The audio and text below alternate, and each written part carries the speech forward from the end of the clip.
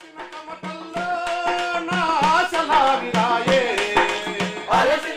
of the points that was sort of emphasized was out migration.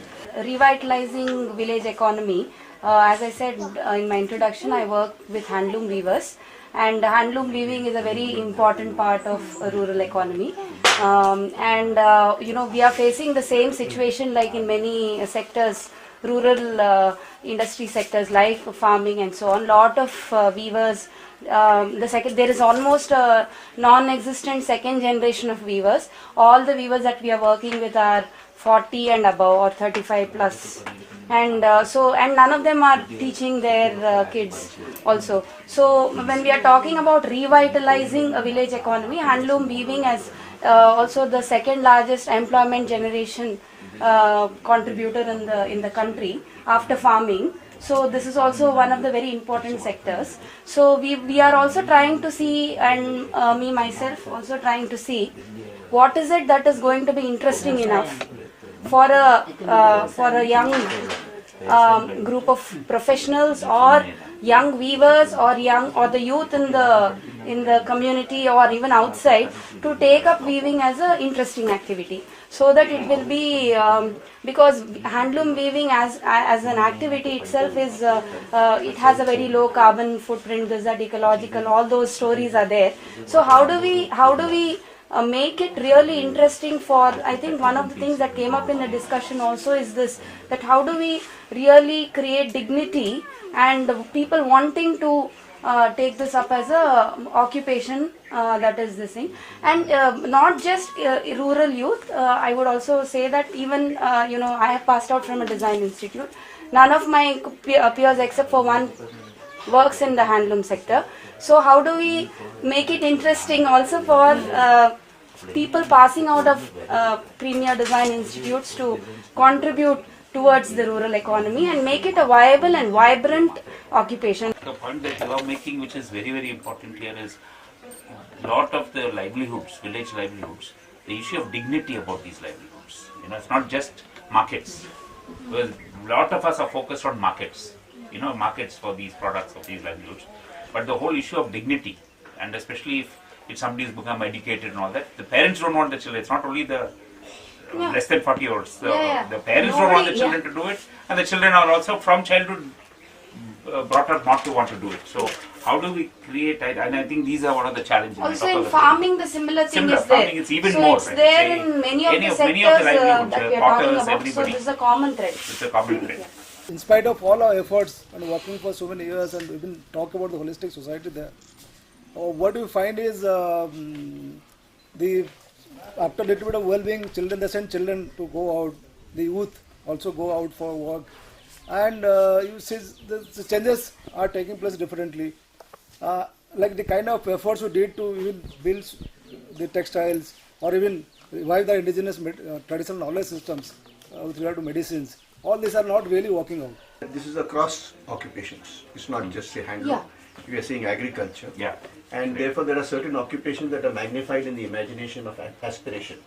And that's a big problem. If we are relating some aspects like even textiles or other things working out well somewhere, we can bring into other places where things are working out. And some, I think, because what kind of alternate society we can really think of, how this should come into the framework, I think that's one issue. I thought, because otherwise I am working in people's movement there. Our main focus is oppose a dam or a mining there. But we are not thinking of an alternate society there.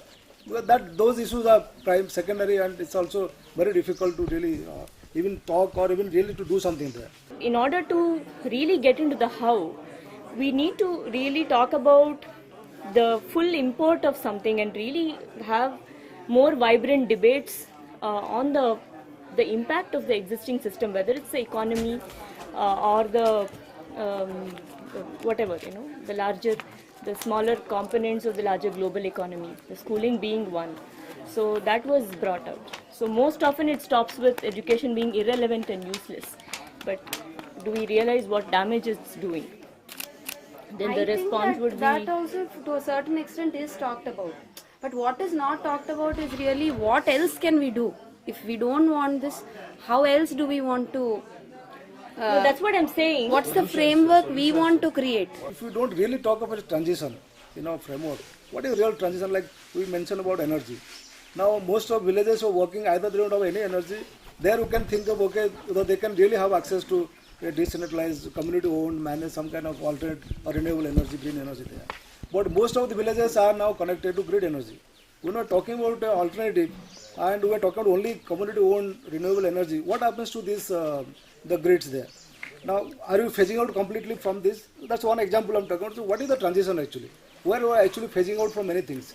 Can we, if we remain silent on that? I think even political education of our own right to vote, how we are going to use the right to vote, doesn't get talked about even in the people's movements, which talks about all the other rights. Like you may be running a big movement on tribal rights, but you cannot engage with people actually on how they are going to vote, who they are going to vote for, because that becomes you are engaging with electoral politics. So there's a clear line drawn between not getting into engaging with electoral politics. So you never discuss that even with the communities that you are working with. But that is the most important political right. But you actually don't talk about that. So I think that there's a big mental barrier which most of us seem to have about electoral politics is something that we should not touch or we should not get into. So, I want to talk about Raitu Swarajya Vedika. It's a platform of organizations working with farmers, working on farmers' issues, advocacy work, or ground level field work of organizations and various individuals who are concerned with agriculture and concerned with farming, concerned with our food system and so on. So we kind of felt the need for a very broad-based platform that beyond these organizations which are directly working with farmers and on farmers' issues, food and farmers has to also be an issue for everybody in the society. So many people who've been thinking about these issues, people who are just consumers, and people who are in universities, people who are doing studies of various kinds. So trying to build cross-cutting kind of a platform is what we had thought of it as. And so as part of this, there are organizations which are doing work on millets, work on promotion of sustainable agriculture, and this platform has also become a kind of a sharing platform for many such initiatives.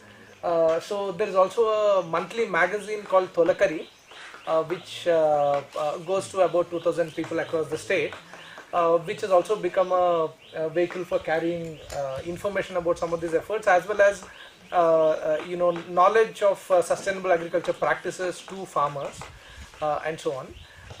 But I don't want to dwell much on the alternatives, the practices kind of aspect, because I think the political dimension of how small farming and especially small farming which is sustainable in terms of usage of resources also is becoming such an endangered thing.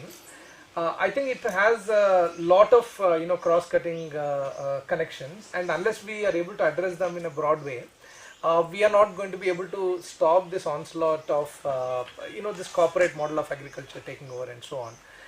So one of the first things that we initiated in 2009 was dialoguing with political parties, because what we found is that this whole crisis in agriculture which is there, it's not that it is been not noticed or it is completely neglected, because in fact the 2004 elections in Andhra Pradesh especially was fought on farmers' issues, and because Chandrababu Naidu was so oblivious, he thought that he was actually going to win, where he lost very badly, basically because the farmers' issues were neglected. However, and at that time, before 2004, many groups which are working on farmers' issues came together, articulated a few demands and so on. But basically what got picked up was, Jala Yajnam, one is water, and free power. And based on those two demands, Rajshekar Reddy came to power. But by 2009, when we saw, basically the farmer situation had deteriorated, if anything. Though the government was, a little more responsive to farmers' demands than the previous government, what we found is that basically, there seems to be an underlying political consensus that, we don't need to do something really deep and, changing the thing substantively. We can just do with some surface level promises and kind of get along. So this is what we were trying to change, and it is an ongoing work. So I, don't want to list some achievements and so on, but we did engage with all the political parties during the 2009 elections, came up with a farmers manifesto and so on. And we found that it had, very few takers, but we knew that the effort was initiated. Then when we did the Kisan Swaraj Yatra around the country to again raise these issues and broad-base them, in Andhra Pradesh we got a very good response. We tried to involve very broad set of people, including big farmers organizations, Dalit organizations working on land rights, and organic farmers, farming groups and so on. So that was the genesis of this Raitu Swaraj Vedika as a broader platform. So I think that the thing which we have tried to do is to engage with all the political parties and their farmers organizations. So the lack of effective farmers unions and which actually bring out the voice of the farmers and their demands in a powerful way, I think is underlying this whole set of problems. So within the political parties also the farmers unions have become weak. So at least we've been able to reach a stage where the farmer unions within the political parties are more or less ready to come along with some of our major demands, including standing against corporate agriculture, standing against the onslaught of GM crops, and thinking more about smallholder agriculture, sustainable agriculture, and so on. However, because their voices within the political parties themselves are very weak, therefore, the larger political dialogue, still needs to be changed. So that is basically where we are. So some of the kind of initiatives that we took up, I think one of the issues that we've been working on is to become more conscious about the corporate onslaught on agriculture, on seed systems. So for example, on the seeds bill, a new seeds bill which is being brought, we were able to do some effective advocacy work with all these groups, so that every single political party, including the political party in power, Congress which was in power in AP as well as in the center, tooth and nail opposed the seeds bill which was being brought in, and in fact a delegation which is led by the agriculture minister of the state, we were able to organize that to go and protest against the seed bill and ensure that it doesn't get passed. And also similarly on GM crops issues and so on. So we found that there are actually like-minded people who are thinking and concerned about similar issues across parties also, but we need a cross-cutting effort to actually make it a bigger political issue. So this is one the work that we've been doing. For example, when there is a World Agricultural Forum, which the Andhra Pradesh government kind of blindly walked in to collaborate with the corporate giants, including Monsanto and so on, to organize in Hyderabad. We got their own farmers union to actually, Congress farmers union, to write saying that government should not be involved. So the involvement of the government became minimal, and it kind of got very bad press, and that government will not be ready to continue that effort any longer. Those kind of things we've been able to do because we are able to bring all the farmers unions on the same platform. And the other advocacy thing that we did was about a separate agriculture budget, so that agriculture gets a primary space in the whole financial planning of the state. So that demand was also accepted by the government, and we also did an effort about what should be there in that budget. So with various organizations, we put together a budget, a model agriculture budget, which was actually formally adopted by all the parties, farmers unions and so on, so that when the agriculture minister held a large roundtable meeting to discuss about what should be there in the agriculture budget, every single farmers union person from CPM and Telugu Desam and Congress were basically articulating what was there in that book. So that is the kind of effort that Raitu Swaraj Vedika has been trying to do. However, to make it into a larger political voice, there's still a lot of things to be done, and we were hoping that for these elections we would be able to do that, but basically because the whole election was determined for the last 1 or 2 years, the whole politics of AP revolved around the bifurcation of the state. Therefore, no other issue we could not, despite a lot of effort, bring it into the political, debate in a very mainstream way. One of the hopeful signs which we are seeing is in Telangana state. We are able to, I think, get more support and traction for these things, because Telangana state has been formed based on the aspirations of so many lakhs and crores of people, that we are going to actually build a different kind of a state. Where because it is the masses which actually participated. It's not just KCR who's won Telangana, and the masses, people know it, that they are the ones who actually achieved Telangana. So that sense of empowerment is actually leading them to trying to imagine a different kind of a trajectory of development. So as part of that, agriculture has become part of the discourse. So for example, when the Telangana government announces about what should be done on water issues, they no longer talk about this Jalajnam kind of a huge projects. They talk about restoring the tank systems. They talk about, even if you have a project, the project is only going to supply water to fill the tanks, and the tanks are going to restore the groundwater, and then that is going to sustain our agriculture. So a lot of these things have got into their agenda also because of the efforts of the farmers groups which are actually articulating these kind of things. And now even people like Professor Kodandram has actually taken an initiative to work with Raitu Swarajya Vedika. So we're initiating a statewide a joint action committee on agriculture. That kind of a platform, which is going to be a statewide platform, with people with political experience also getting into it. I think that basically whether we want to call it innovation or not, I don't think it's an innovation, but it is something which is sorely missing, which is that we are not getting political traction for what the things that we are articulating. So how do you get the political traction? So that is basically the effort. So one level of doing that is that the farmers unions within the political parties have to start speaking our language firstly. Because otherwise there's a huge disconnect. I mean, we may be talking one thing, they may be talking an entirely different language.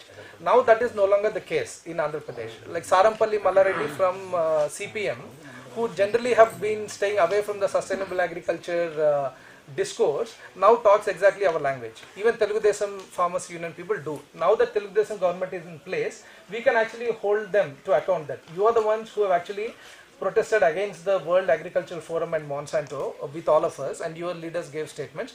What are you going to do now that you are in power? So to be able to build that kind of a political traction to the kind of things that we want to do, we have to engage in a political way. So I think that is the thing that we are trying to do, which may be a different takeaway, which could feed into other discussions. We think this is important also is because if you look at today, everybody is talking about greening. Everybody agrees we need to be environmentally friendly, eco-friendly. So you put the word eco in front of anything and it becomes transformed. But a lot of that actually is just a mirage. It's a facade, because what you're trying to do is you're saying, okay, we'll do a little bit more recycling, our packaging will be a little bit more eco-friendly, but we will continue earning enormous amounts of profits and making sure that all our laborers, etc., are still underpaid. Women are paid even less than men, etc. So we don't care about the social justice aspects, but yeah, we'll tinker around a little bit and do something with the environment. So if you see green capitalism, which is why we were a little taken aback when that word was used, green growth, green capitalism, green economy, all this, or market mechanisms for climate change, these are all things that are happening up in the air, literally, and it's being shown by corporations and governments that yeah, we are sensitive to the environment, we're doing all of this, but actually it's business as usual and just a little bit of tinkering around, which is why it's really crucial to ask whether in fact aspects of justice, equality, economic democracy, etc., are also being addressed or not. Is it just a little bit of reform within the system? Example of that could be these hybrid cars or even electric cars. So they're being projected as being the solution for the environment, right? But actually, number one, very few people can afford them because they're really expensive. Number two, they don't solve the transportation crisis at all, because it's still that one private car in which usually there's only one person driving. And it doesn't actually lead to an improvement, let's say, in public transportation systems in which all of us can have much better access. So transforming an individual product as being an environmental revolution is really a false solution, whereas one is trying to transform the system itself, in this case let's say the transportation system, so that everybody has equal access and we overall create much less ecological damage.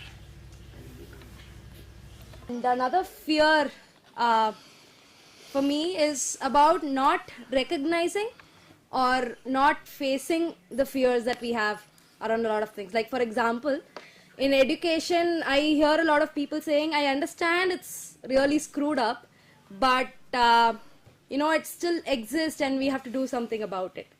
The whole movement of talking about a more relevant education, child-centered education, has landed up in Right to Education, where most of our alternative schools are not so-called Under threat. Okay. So, and you will see that now they are giving you what are the things you should do, and what are the things you should do is what we are opposed. Same thing happened with the SAGs. We thought SAGs were actually first started by the Naxalites to organize themselves and to make sure that the money lender, which is throw the money lender, kill the money lender and then Now we take become them. the tools of the money lenders. Then what happened? SKS came and started taking, basics came and started taking out so much of the money. Same thing. So we are seeing that all, even whatever so-called alternative, if you go in a project mode, the World Bank will give you sufficient amount of money to design a project so that it actually runs the project back again into this. ఒకటి అంటే ఈ రాజకీయ అంటే alternative politics గురించి మాట్లాడినప్పుడు అంటే మాకు మేము he says that all the aspects we talk about, let it be alternative education, let it be food, or let it be any of the matter we talk about, there is an element of politics in each of this matter. But there is certain kind of divide between the government and the people. The government is supposed to be doing governance, but governance is also divide and rule kind of a thing, and also not to give the full picture, So people generally are not in the know-how of what exactly is happening, So there is there is a need to overcome all this and get across. I'm seeing a great opportunity for solidarity to dream big. And I feel there's a huge opportunity and there is no fear. I don't see the fear, and that is one. And what is missing, at least for me, is the whole linkage between the urban and rural issues is a big gap. Maybe because I work in an urban setup. అంటే మనం 2 రోజుల నుండి మాట్లాడుతున్న విషయాన్ని వికల్ప సంఘం సంబంధించి సంస్థలుగా వ్యక్తులుగా యాక్టివిస్టులుగా ఏమైతే మనం కలిసి ఒక ఆలోచనకు రావాలనుకుంటున్నామో ఇక్కడ ఉన్న వాళ్ళం కానీ మనము వెనక్కి వెళ్ళి Banuja is saying that we are here as NGOs, individual activists. We are trying to develop one idea or one concept in our alternative confluence. But there is also our community, our co-workers, our real work situation. And we are also in certain patterns. So like Banuja people say women activists. Kavita they say it is agricultural So she understands, she says that all these issues are vulnerability issues. Women, children, ecology. We're talking about vulnerabilities and dealing with that. And these are all related also. But somehow we are also not able to pull it through together because so many constraints come in the way. For example, in yesterday's meeting, there was this thing about a donor telling like, don't get into agitation and work, don't come up with rallies and protests and all that because your FCRA will be in trouble. But if you want to take up land rights, Land Rights Act 2013, if you cannot talk about it, what is the use of that? But if you talk about it, we are told don't talk about such issues and don't do this kind of. And then if there is money, we cannot get the money, how do we work? So actually we would like us land rights అనేవి ఉన్నాయి. Land Rights Act government act all the aspects and take all the stakeholders together సంబంధించిన విషయాలు మాట్లాడితే అది activist గానో అది మాట్లాడితే దానికి సంబంధించిన సపోర్ట్ చేయాలి. కానీ ఆ ల్యాండ్ హక్కుదారులు ఎవరైతే ఉన్నారో వాళ్ళకి చెందేటట్టు నేను చేయాల్సిన బాధ్యత. ఇది కొంచెం ఒక క్లారిటీతో ఎట్లా ముందుకు వెళ్తామనేది యూత్ కానీ వీటన్నిటినీ కూడా మనం వేరే ఈ ఎడ్యుకేషన్ అన్నప్పుడు నేను చేస్తున్న పనిలోనే అనుకోండి, అగ్రికల్చర్ తీసుకున్నప్పుడు అగ్రికల్చర్లో చిల్డ్రన్ ఉమెన్ అక్కడ సంబంధించిన ఎవరైతే స్టేక్ హోల్డర్స్ ఉన్నారో వాళ్ళందరూ అందరినీ కూడా దీంట్లో నేను చేసే క్రమంలోనే చేసుకుంటూ వెళ్ళడానికి అవకాశం ఉంది. కానీ కొన్ని రిజర్వేషన్స్ బౌండరీస్ చేసుకున్న దానివల్ల దానికే నేను స్టికానే పనిచేసే ఇది ఉంది. అయితే దీనికి మనం ప్రత్యామ్నాయము తర్వాత సుస్థిరము అనే అనుకున్నప్పుడు బాలుగా అన్నట్లు Mr. Pai saying that this whole discussion, it feels good, it seems good, and he's talking about these points of alternatives and sustainability. These seem to be two points that he is catching, and he is remembering back that 20 years back he was also part of many movements, many of us, but some of these movements were over, some are going on. At the same time, if you look at our country for the last 100-150 years, there are many examples after independence. People have done their own work on working on alternatives without any of us, independent of the constitution, independent of the legal system. People have worked on common resources. People have worked on equity. People have worked on common responsibilities, and we need to find and learn from these examples from all over the country. And you look at the alternate political strategies, not the party as such. We can look at the Dandora, it came as a movement for one particular cause, but it became a party later. BSP in UP, Aam Aadmi Party.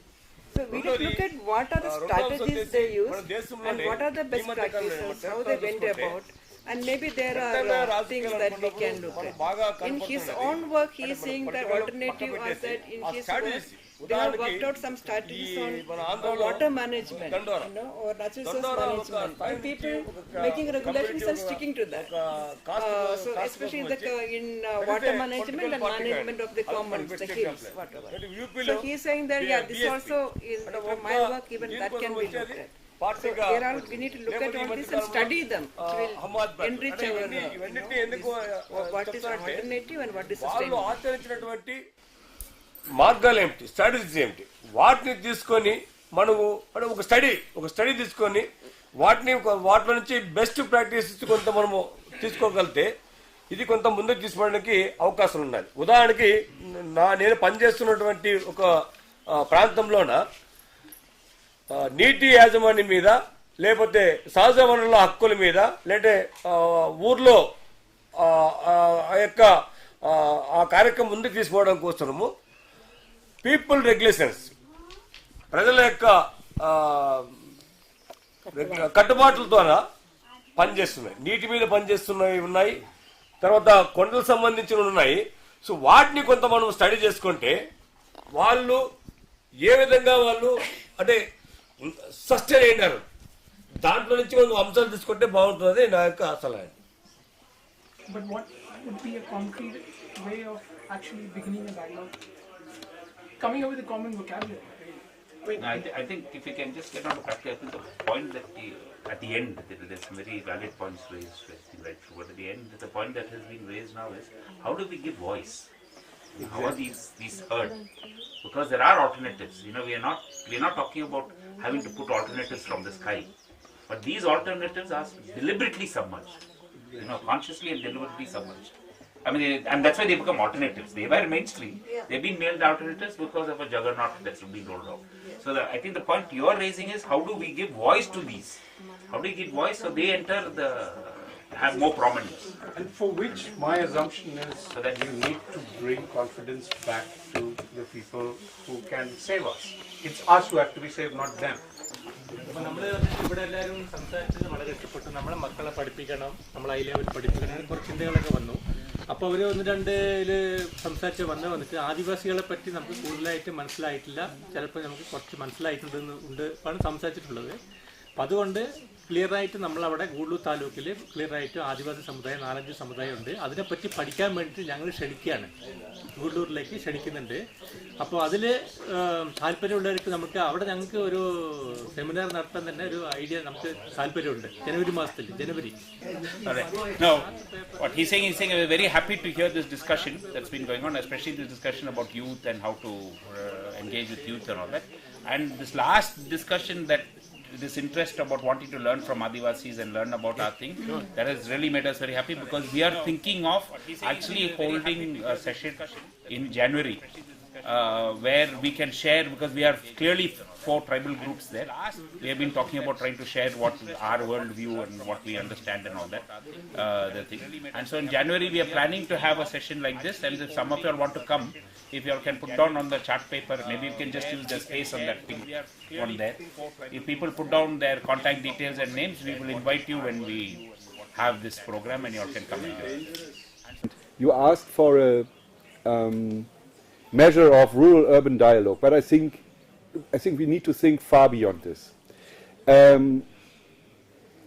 Much of the work done here by what I heard about here at the meeting, and what I know also from the Vikalp Sangam website, for example, is about work in the rural areas, work with rural communities, and that's all fine and well, and that's the focus. A lot of activity revolves around that. But I think thinking about alternative politics also means about thinking about alternative approaches to the city, and we can't be anti-urban. I know that there are perhaps many people here who look at the city as fundamentally a negative phenomenon. I'm not. It's my feeling. I'm not. I don't know how far this goes. That would be worth a separate discussion. But the point is that it's whether we like it or not, it is there. It's going to expand, and the macro structure associated to the cities are continuing to expand, and we have to relate to that in a productive way in various ways, not just by rejection, but also building up. Let's call it community structures in the city, but also thinking about the reform of macro structures. And if this, that for me, this is Ashish, we've had these discussions before. For me, this is a very fundamental aspect of this entire Vikalp Sangam process. And I would really want to challenge the entire community assembled here to come up, when we have a kind of final statement tomorrow, to come up with some interesting ideas about that go really beyond the rural world.